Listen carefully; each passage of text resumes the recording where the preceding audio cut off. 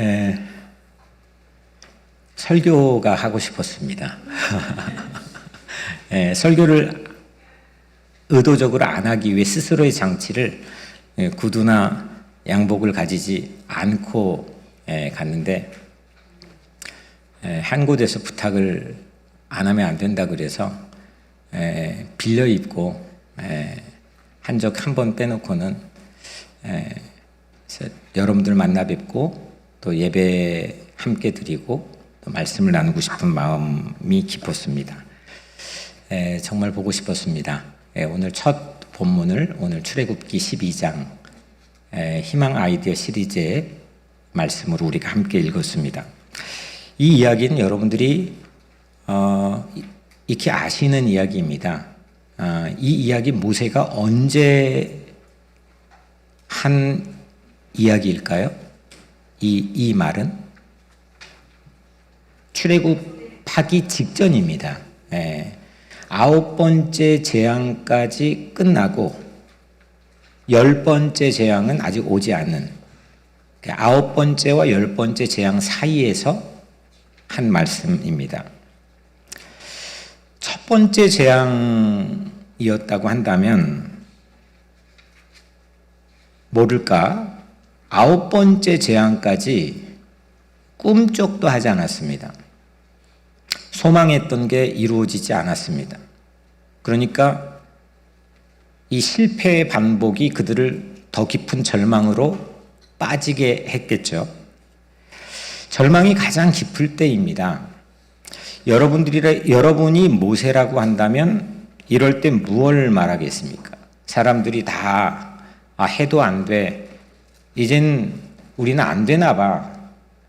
그럴 때 여러분들의 가족이나 그런 이웃이나 그런 사람들이 앞에 있다면 무엇을 말하겠습니까? 그래도 비 온 뒤에 땅이 굳어질 때가 있을 거라고, 개인 날이 있을 거라고, 좋은 날 찾아올 거라고. 지금은 이렇게 우리가 억압받고 속박받고 있지만 자유가 올 날이 있을 거라고, 그런 희망을 얘기하지 않을까요? 아니면 그 희망이라는 구체적 실체인 젖과 꿀이 흐르는 약속의 땅에 대해서 이야기하는 것도 좋은 방법일 거라고 생각합니다. 그런데 모세는 그런 자유도 언급하지 않고 그 땅에 관해서도 이야기하지 않고 장차 그 땅에서 멋진 새로운 사회를 건설하는 것에 대해서도 말하지 않았습니다. 모세는 단지 미래, 먼 훗날에 자녀들에게 전해질 이야기를 당부했습니다. 참 신기한 겁니다. 우리가 이런 비슷한 상황에 곧잘 생각하기 어려운 그런 장면이고 보기 어려운 장면입니다. 당장 눈앞에 발 앞에 불을 끄는 심정으로 해방이나 자유나 약속이나 땅을 이야기하지 않고 3번이나 반복해서 먼 미래의 이야기를 전하는 것, 다시 말하면 스토리텔링에 대해서 이야기했습니다. 오늘 우리가 읽은 말씀은 이후에 너희 자녀가 묻기를 이 예식이 무슨 뜻이냐 묻거든 하거든 너희는 이르기를 이는 여호와의 유월절 제사라. 여호와께서 애굽 사람을 치실 때에 애굽에 있는 이스라엘 자손의 집을 넘어서 우리 집을 구원하셨느니라 하라. 그렇게 이야기하라. 그리고 조금 뒤에 출애굽기 13장 8절에도 비슷한 말씀이 있습니다. 너는 그날에 네 아들에게 보여 이르기를 이 예식은 내가 애굽에서 나올 때에 여호와께서 나를 위하여 행하신 일로 말미암음이라 하고, 또 출애굽기 13장 또 바로 뒤에 14절에는 후일에 내 아들이 내게 묻기를 이것이 어찌 됨이냐 하거든 너는 그에게 이르기를 여호와께서 그 손의 권능으로 우리를 애굽에서 곧 종이 되었던 집에서 인도하여 내실세. 비슷한 말씀입니다. 혹 후일에 네 자녀가 후세가 너에게 묻거든 이렇게 이야기하라 이겁니다. 이 이야기의 소재는 무엇입니까? 이 이야기의 소재는 후일에 자녀가 물을 소재는 예식입니다. 하나의 예식입니다. 이 예식은 죽음에서 생존하게 한 유월절의 예식입니다. 후일에 나에게 누군가 물어볼 수밖에 없는 예식, 그 예식이 나에게는 무엇일까요? 있습니까? 노예의 집 문에 양의 피를 바르고 그 피를 바른 집만 죽음이 비껴갔다? 이런 특별한 예식, 미스테리한 예식이죠. 어디서도 본 적이 없는 예식. 어떤 문명이나 문화권에서도 나타나지 않았던 예식. 이 예식, 후일에 물어볼 그런 예식이 나에게는 있습니까? 있다면 무엇입니까? 이 예식이 무슨 뜻이냐 하거든 너희는 이르기를입니다. 히브리어로 바요멜, 이르기를, 너희는 이렇게 이야기하라 이겁니다. 말해줄 이야기입니다. 물어보면 이렇게 이야기하라 이겁니다. 그 이야기의 내용은 이런 겁니다. 이는 여호와의 유월절 제사라. 여호와께서 애굽 사람에게 재앙을 내리실 때에 애굽에 있는 이스라엘 자손의 집을 넘으사 우리의 집을 구원하셨느니라. 이집트 전역에 장자만 죽게 되는 끔찍한 재앙이 내려졌습니다. 이집트에서도 자기를 방어하는 데 가장 취약한 계층에 속했던 노예들이 정보도 취약하고 약도 없고 그걸 도움을 청할 인맥도 부족하고 그 어떤 것도 자기를 방어할 수 있는 게 가장 연약한 계층에 속했던 노예들, 그 노예들이 그 이집트의 제국에 자기의 집만 죽음이 비껴갔다는 겁니다. 그 이야기입니다. 신비로운 얘기입니다. 생존한 이야기인데 생존했다는 거에만 그치지 않고 그 재앙이 기회가 되었습니다. 동전의 뒷면의 이야기는 그들이 자유를 얻고 탈출을 합니다. 탈출을 해서 막막한 광야에서 매일같이 끊이지 않고 양식이 주어집니다. 물이 주어집니다. 이 이야기입니다. 40여 년이 지난 다음에 그 고대하던 약속의 땅에 들어갔는데 그 땅에서 새로운 사회가 건설이 됩니다. 그 이야기입니다. 살아남았고 자유를 얻었고 세대에서 세대로 전해지는 이 이야기를 출애굽 직전, 출애굽이 이루어질지 아닐지 오리무중인 절망이 가장 깊은 때에 하나님은 그 이야기를 준비시켰습니다.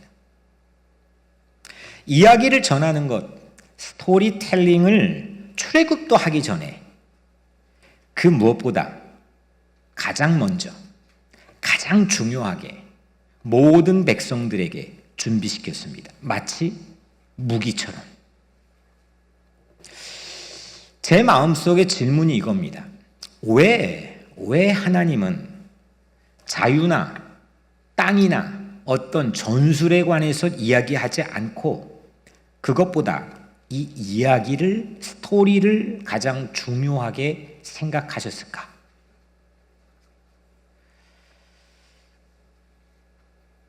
그들이 이야기이기 때문입니다. 그들의 걷는 발걸음과 생활의 모든 내용과 그들이 마주할 모든 삶의 순간들이 한 책의 챕터들이고 이야기이기 때문입니다. 그들이 나는 누구인지 지금부터 펼쳐질 그 하나님의 이야기 안에 그 모든 게 담겨 있습니다.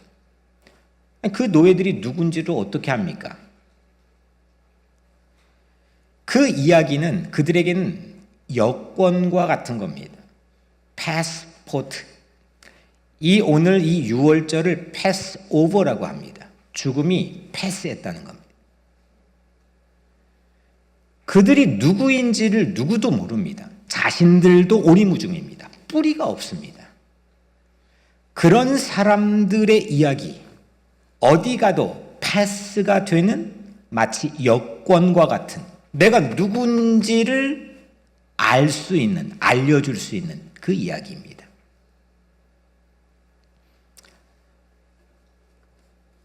정체성, 아이덴티티라고 하죠.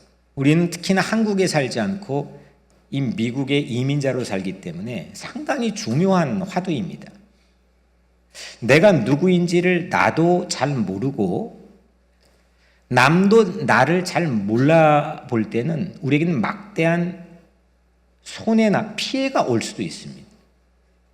그리고 잊혀진 존재처럼 살아갈 가능성도 많습니다. 그 정체성은 곧 이야기 안에 있습니다. 이후에 많은, 오늘 이야기 이후에 성경뿐만 아니라 세계사 속에서도 많은 제국들이 일어났다가 사라졌습니다. 먼저 첫 번째 이집트 제국 뒤에는 아시리아 제국이 세계를 제패했습니다. 사라졌습니다. 그리고 바벨론 제국이 융성했습니다. 사라졌습니다.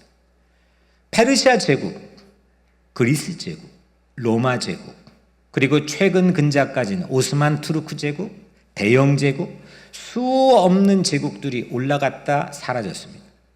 400년 이상을 존속한 제국이 세계사 속엔 존재하지 않습니다.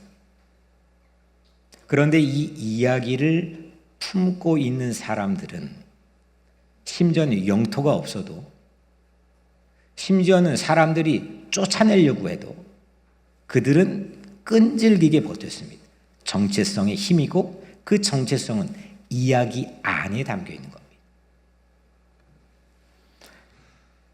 철학자 맥킨타이어가 이렇게 말했습니다. 참 저명한 철학자인데, 나는 내가 속한 이야기만큼 산다.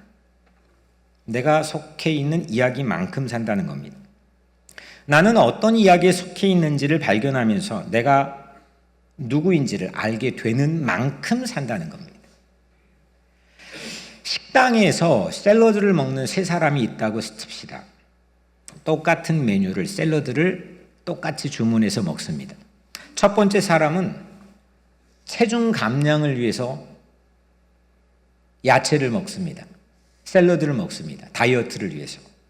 두 번째 사람은 채식주의자여서 샐러드를 먹습니다. 세 번째 사람은 종교적인 식습관 때문에 육식을 먹지 않고 샐러드를 먹습니다. 똑같이 겉보기에는 비슷합니다. 샐러드를 먹습니다. 그런데 그들이 속해 있는 이야기는 전혀 다릅니다. 그 이야기는 나를 대변하는 겁니다. 내가 누구인지, 나는 어떤 문화권에 속해 있는지, 그 이야기에 속해 있는 만큼 우리는 살게 되어 있습니다. 여러분도 내가 누구인지 나타낼 수 있는 여러분만의 이야기가 있다고 생각합니다. 이렇게 출애굽하기 직전 하나님께서 모세를 통해 준비시키는 가장 중요한 전술, 전략, 비전, 스토리텔링. 이 전해진 이야기는 그들이 누구인지 3,000년이 넘게 잊혀지지 않고 있습니다. 그리고 그들의 문화, 그들의 모든 것들을 지키게 했습니다. 이야기의 힘입니다. 어릴 때 저는 할머니 품에서 곧잘 잠을 들었습니다. 할머니는 끊임없이 저에게 이야기를 해줬습니다. 성경의 이야기부터. 근데 사실은 지나고 생각해 보면 다 똑같은 얘기인데 매일 다른 이야기처럼 들려줬습니다. 자신의 이야기였습니다. 저는 그 할머니를 정확히 기억합니다. 이야기의 힘입니다. 오늘 본문은 스토리텔링을 아예 제도화시킨 인류의 첫 번째 시도입니다. 그 어떤 문화권에서도 시도하지 않는 스토리텔링을, 이야기를 전하는 걸 아예 제도화시킨 겁니다. 이것이 그들을 지켰습니다. 33세기가 지났습니다. 대략 3, 40년으로 한 세대를 계산해 보니까 100세대가 지났습니다. 그럼에도 불구하고 그들은 이야기 힘으로 그 어떤 것도 잊혀지지 않았습니다. 우리는 잊혀지지 않기 위해 끊임없이 노력합니다. 예뻐지려고, 공부하고, 일하고, 돈 벌고 수없는 노력을 합니다. 심지어 세상의 모든 사람들이 집착합니다. 가장 성서가 제시하는 잊혀지지 않는 기억의 힘은 이야기입니다. 이야기가 있어야 빛이 납니다. 이야기를 잃어버리면 힘을 잃습니다. 이야기가 상실되거나 이야기가 없으면 주눅이 듭니다. 이야기가 약하다고 생각하면 힘을 못 씁니다. 하지만 아무것도 아닌 게 보여도, 시시하게 보여도 이야기가 풍성하면, 이야기가 빵빵하면 자신감이 있습니다. 용기가 있습니다. 이야기가 곧 나이고 내가 곧 내 자체가 곧 이야기인 겁니다. 지난주 비 오는 날 우리 교회 한 장로님이 계속해서 전도하기를 원했던 가정이 식당을 경영하시는데 저랑 함께 가기를 원하셔서 처음 뵙는 부부를 찾아뵀습니다. 그분은 10년 전에 뉴저지에서 야채 가게를 경영했습니다. 2015년 어느 날이었답니다. 건물 주인이 빛에 시달렸는지 야밤 도주를 해버렸습니다. 거기에 들어있는 모든 소상공인들은 날벼락을 맞는 거죠. 하루아침에 문을 닫아야 됐습니다. 특히나 애가 넷인 이 집은 정말 큰 날벼락을 맞았습니다. 그분들의 그 표현대로 하자면 거지가 되었답니다. 아무것도 없어져 버렸다. 아무것도 없어서 저도 처음 알았지만 뉴저지에는 공원에 가면 뭐 동물원들이 있다네요. 그래서 3개월 동안 동물원만 갔대요. 마침 처음 교회를 가게 되었던 초신자였던 아내가 교회 권사님에게 너무너무 암담해서 이렇게 물었답니다. 이럴 때 뭘 기도해야 됩니까? 이럴 때 어떻게 기도해야 됩니까? 권사님이 이렇게 대답했답니다.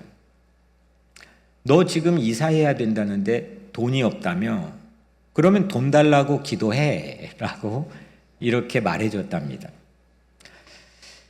순수했던 이 초신자인 아내는 새벽마다 무릎을 꿇고 돈 달라고 기도했답니다. 2주째가 되는 어느 날 갑자기 돈이 날라왔습니다.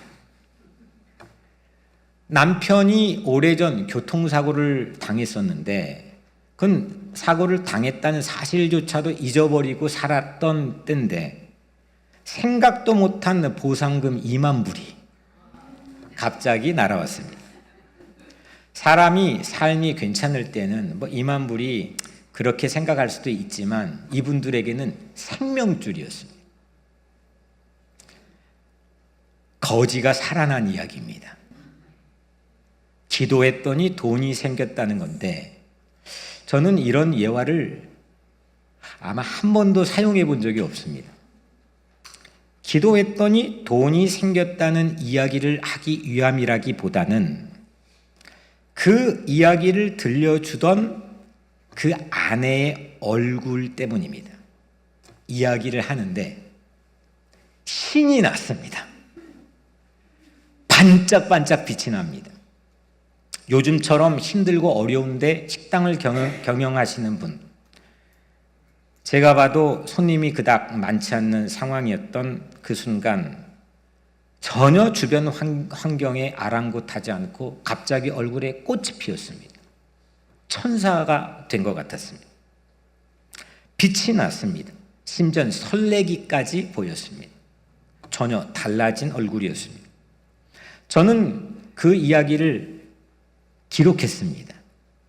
눈앞에서 기록하기 시작했고 이걸 혹 누군가에게 전해도 되겠느냐고 허락까지 받았습니다.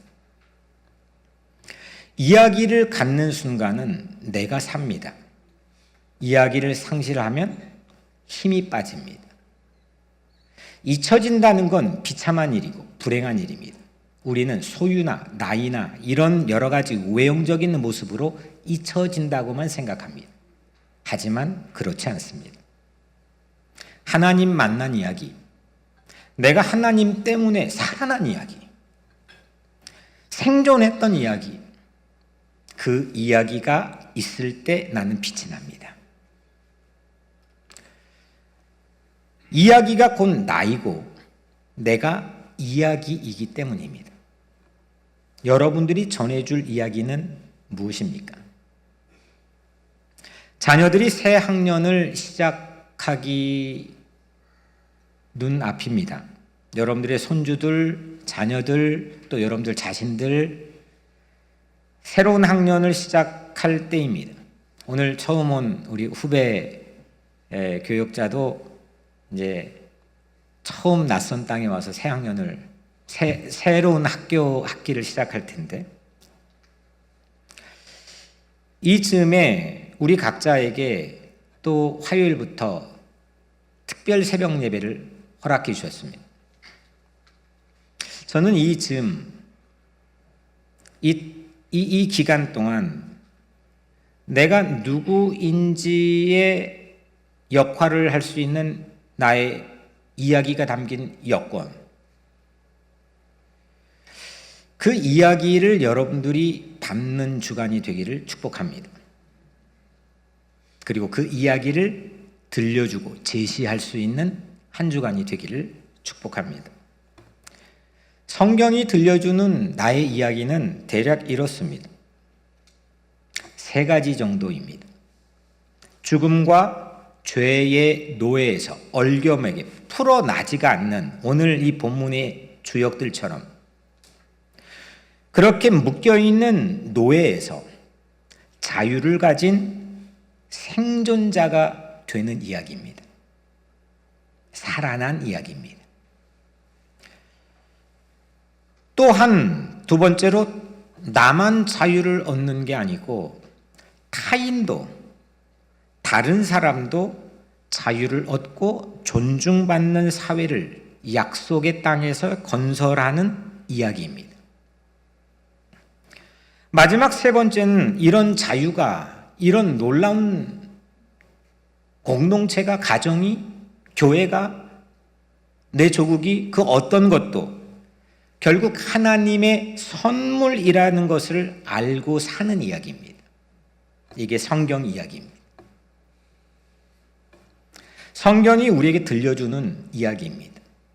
큰 프레임입니다. 오늘 이 본문의 이야기,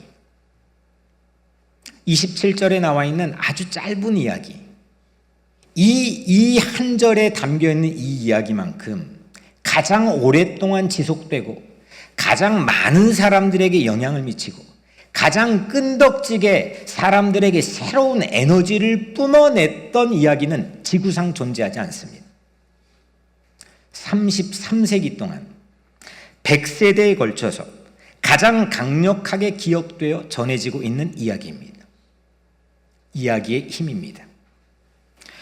이 이야기는 1400년 정도 흐른 후에 이 6월절의 밤을 실제 삶으로 재현했던 예수의 십자가의 이야기로 이어집니다. 그리고 우리까지 100세대 동안 가장 강한 이야기로 이어져 오고 있습니다. 역사상 가장 지속적으로 많은 사람들에게 영향을 미친 거대 서사, 이거를 세상에 몇 안 되는 게 거대 서사입니다. 세상을 움직였던 이야기. 이걸 영어로는 마스터 내러티브라고 부릅니다. 거대 서사. 가장 역사에서 지속적으로 강하게 영향을 발휘했던 거대 서사.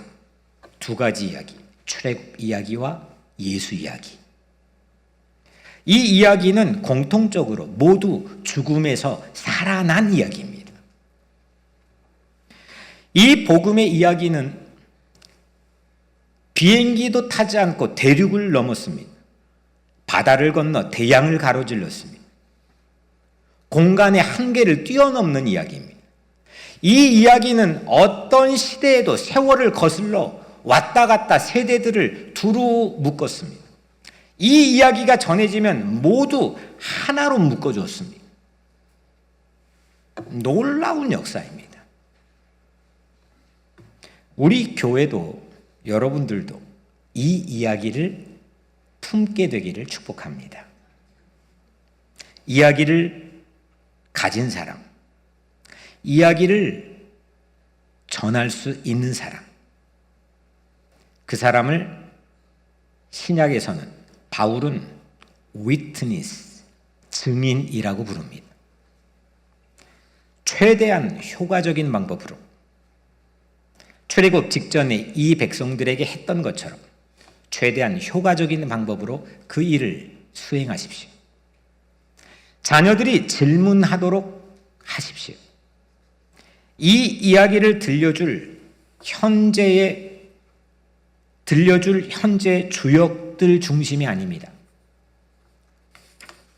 미래 질문을 제기할 아이들 중심이 이 이야기의 매력입니다.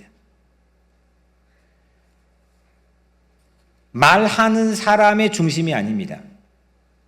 이야기를 편집한 사람의 중심이 아닙니다. 읽고 묻고 들어줄 사람의 중심입니다. 33세기 동안 수억의 어린이들이 이 이야기를 들었습니다. 우리도 그 중에 하나일 겁니다. 들어줄 이를 찾지 못하면, 물어줄 이가 없다면 내 이야기는 힘을 잃습니다. 찾아야 됩니다. 이내 사라집니다. 힘을 잃습니다. 우리 이야기를 자녀가, 이웃이, 동료가, 후배가 물을 수 있도록 최선을 다하시기를 축복합니다. 그때 우리의 모든 삶은 하나님이 나를 위해 행하신 일 때문이라고 이야기해 주시길 바랍니다. 그것을 오늘 라이브 스토리로 이미 지나간 하나의 역사의 무미건조한 설명이 아니고 오늘 현장에서 다시 움직이고 있는 라이브 스토리로 생생하게, 라이블리하게 재현해서 이야기를 말할 수 있는 사람이 되시기를 바랍니다. 17세기 계몽주의는 세상을 이렇게 바꿨습니다. 시스템화했습니다. 사고도, 사회도, 제도도 모든 것을 시스템화했습니다. 최고로 발전된 시스템화된 사회에서 우리는 살고 있습니다. 하지만 성서는 시스템이 아니라 스토리를 가져야 된다고 이야기합니다. 시스템이 아닌 스토리를 갖는 것, 그것이 가장 지속될 수 있는 방법입니다. 돈이나 집을 준다고 자녀들이 부모를 기억하지 않습니다. 좋은 학교에 입학했다고 그 자녀가 절대 기억하지 않습니다. 저는 수없는 장례를 치릅니다. 장례를 치를 때마다 그 자녀들의 모습을 봅니다. 결코 그런 유산으로 살아있는 그들이 돌아가신 부모를 기억하지 않습니다. 이야기 있는 것. 1.5세 2세들이 부모님이 돌아가셨을 때 장례식장에 나와서 조사를 하는 공통적인 것 두 가지 중에 하나는 거의 대부분 우리 엄마는, 우리 할머니는 김치를 만들어줬어요. 이야기입니다. 김치를 만들어줬던 거. 살아있는 이야기를 자녀에게 물려주십시오. 판타지가 아닌 실제 이야기, 환상이 아닌 실제 이야기. 어디에서도 버티게 만들 자녀들이, 후손들이 어떤 위기, 어떤 고난 앞에서도 버티게 만들어줄 수 있는 높은 이상을 가진 그런 이야기를 유산으로 물려주십시오. 우리 모두는 세상을 이미 변화시킨 이야기의 상속자들입니다. 이야기로 이어진 삶입니다. 우리는 태어난 순간을 누구도 알 수가 없습니다. 기억하지 못합니다. 이야기로 알고 있습니다. 이야기의 연속으로 우리의 삶의 챕터들은 넘어가고 있습니다. 그 이야기가 날 바꾸고, 이야기가 가정을 바꾸고, 이야기가 교회를 바꾸고, 이야기가 세상을 바꾸는 겁니다. 하나님이 나에게 행해 주신 이야기, 하나님 때문에 살아난 이야기, 생존한 이야기, 살아갈 이야기, 그런 이야기를 가슴에 품고 살아가기를 주의 이름으로 축복합니다. 저는 안식년에 한국 비무장지대에 가까운 철원 국경선 평화학교에 저를 스스로 가두는, 글의 감옥에 가두는 생활을 거의 루틴하게 반복했습니다. 거의 글쓰기를 했습니다. 한국 간 지 얼마 안 되었을 때 남동생과 통화를 했습니다. 2년 전에 남동생이 제가 한국에 간 지 얼마 안 돼요. 간암 말기라고 하는 사실을 저에게 통보해 줬죠. 동생은 지난 2년 동안 28번의 항암을 받았고 하나님의 기적으로 지금도 생존하게 했습니다. 2년 전 한국 가자마자 청천벽력으로 들었던 최대 2개월 시한부, 그 시한부는 2년까지 기적으로 현재까지는 연장되어 있습니다. 당시 간보다 더 컸던 18cm의 간암은 이제는 CT나 MRI에도 보이지 않게 사라져버렸어요. 6만이라는 암 수치는 보통 사람도 가지고 있는 14라는 평균 암 수치보다 더 낮은 11로 낮춰졌습니다.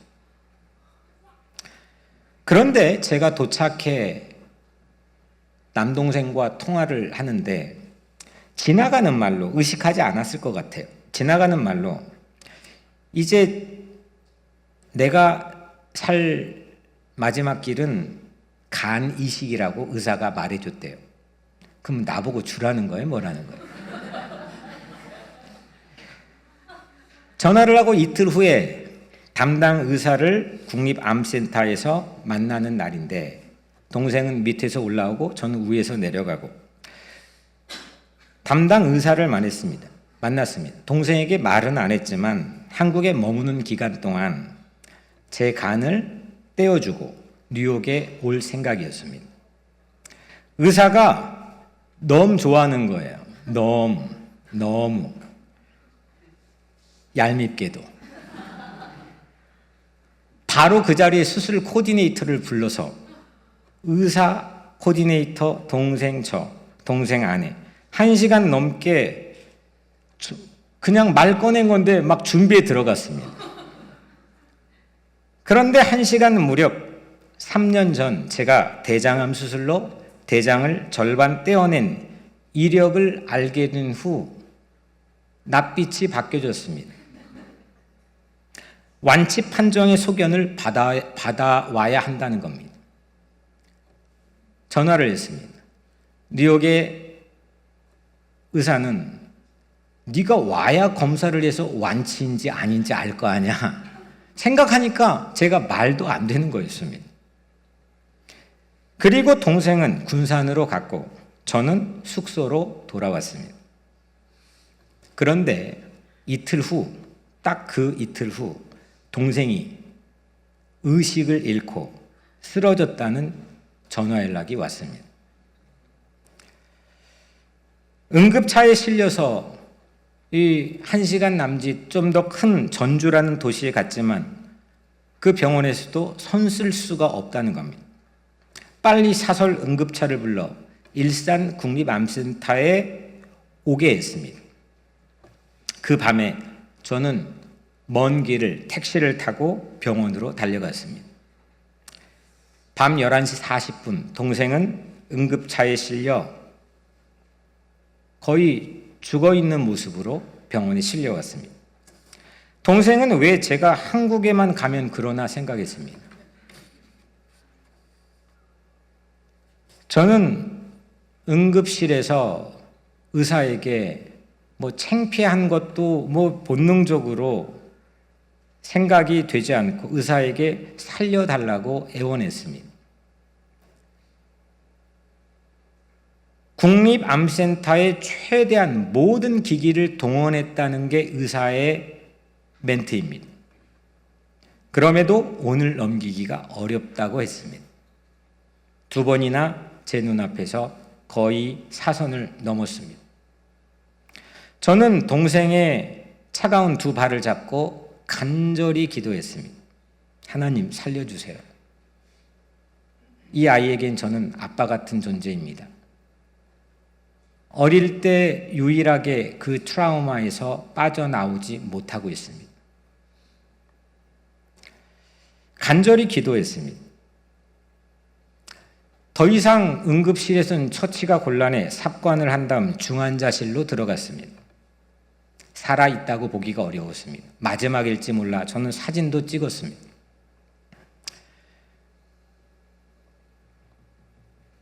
중환자실에 들어갈 수 없었기 때문에 저는 다시 돌아왔습니다. 그리고 병원에 전화했습니다. 혹시 깨어나느냐고. 말도 되지 않는 일처럼 저에게 그 담당 의사가 얘기했습니다. 지금은 깨어날 수 있는 상황이 아닙니다. 혹 깨어나더라도 수면제를 삽관을 했기 때문에 다량 투여를 해놨기 때문에 이틀 후까지는 불가능합니다. 그런데 그날 오후에 전화가 왔습니다. 병원에서. 동생이 깨어났다고. 그리고 형을 찾는다고. 지난 2년 동안 동생은 제게 전화를 먼저 한 적이 딱 1번입니다. 저를 찾아본 적이 없습니다.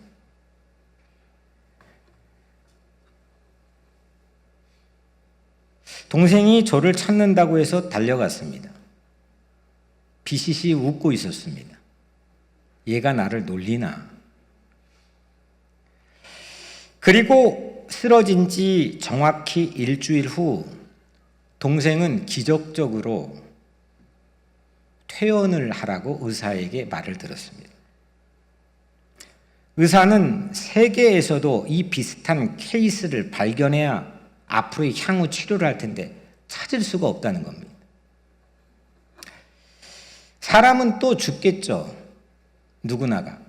동생도 언젠가는 어느 시기에 알지 모르지만 죽겠죠. 저는 여하튼 다시 깨어나 살아난 동생을 차를 빌려다가 단둘이 차를 타고 일산에서 군산 집까지 데려다 주었습니다. 사실 어머니에게도 말씀을 여기에 계셔서 걱정할까 봐 말하라고 이틀 후에 지난 금요일 날 말씀을 드렸습니다. 죽었다 살아난 6월절 이야기입니다. 우리 모두는 이 자리에 있다는 것 자체가 각자 죽음을 넘어 생존한 이야기를 품고 있다는 증거를 가지고 있는 겁니다. 죽음을 넘어가는 이야기, 영원히 살아난 이야기. 도저히 난 더 버틸 힘이 없는데 넘어온 이야기. 이 척박하고 어려운 이민 생활에서 어디로 가야 될지 마음을 둬야 될지 모르는 깊은 진짜 고독의 깊은 자리에 서 있다가 함께 공동체에 속한 이야기. 수 없는 이야기를 우리는 품고 있습니다. 하나님의 은혜가 아니면 설명이 안 되는 이야기, 말이 안 되는 이야기, 수 없는 이야기가 오늘 여기에 우리가 있는 증거입니다. 오늘 본문에 하나님이 행하신 일에 관한 이야기는 그동안 역사 속에 수 없는 억압의 시대에 자유에 대한 희망을 준 이야기이기도 합니다. 어떤 민족에게는 유배 시대에 귀환을 약속했고, 우리 민족에게는 식민지 시대 광복을 꿈꾸게 했던 이야기가 오늘 이 작은 한 절에 담긴 이야기이며, 19세기 아프리카계 미국인들에겐 비참한 노예로 짐승만도 못한 억울하고 처절한 시기를 보냈던 아프리카 미국인들에겐 그것이 그들의 자유의 노래가 되었고, 채찍에 맞으면서도 그 순간을 넘기게 만들었던 이야기였습니다. 이야기의 힘입니다.